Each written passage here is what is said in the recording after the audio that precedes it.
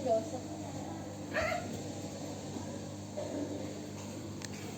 assalamualaikum warahmatullahi wabarakatuh. Selamat yang terlalu terlebih di film media semoga dari terkenal karena seperti apa pernah berani tidak dan terlebih juga dengan cerita sana fungsinya selaku dari kepala manusia namanya pernah berani tidak terlebih juga dengan dan terlebih juga dengan guru yang saya sayangi dan juga keluarga yang saya cintai.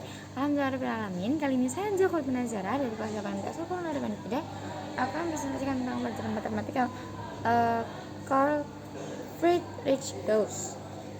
Jadi Carl Friedrich Gauss adalah sang matematikawan si penemu teori bilangan. Jadi nama aslinya adalah Johann Carl Friedrich Gauss, dilahirkan pada tanggal 30 April 1777 di kota Brunswick, Jerman. Ibunya itu bernama Dorothea Benze dan ayahnya itu bernama Gebhard Dietrich Gauss. Ibu Gauss itu dikenal dengan cerdas, tapi ia itu buta huruf.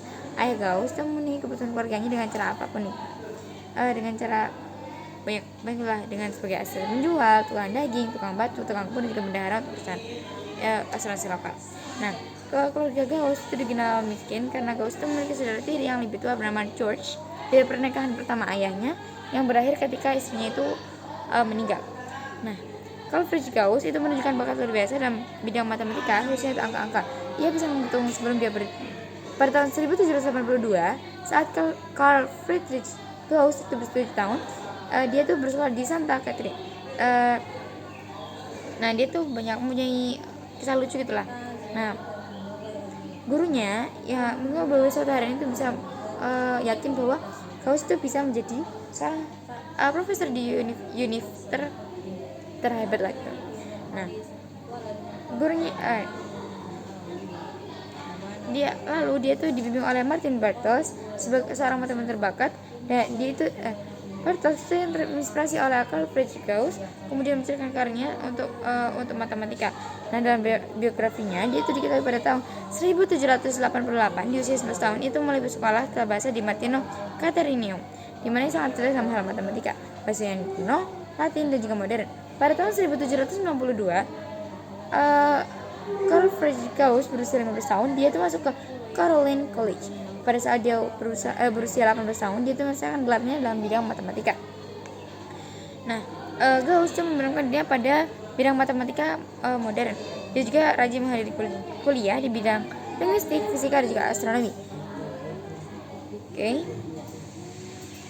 Nah, Gauss itu diketahui bahwa saat ia belajar di Universitas Göttingen, pengajaran ide baru Gauss itu mengubah matematika selamanya. Hanya dalam waktu 6 bulan, ia memecahkan masalah yang telah menjadi masalah para matematikawan selama 2000 tahun.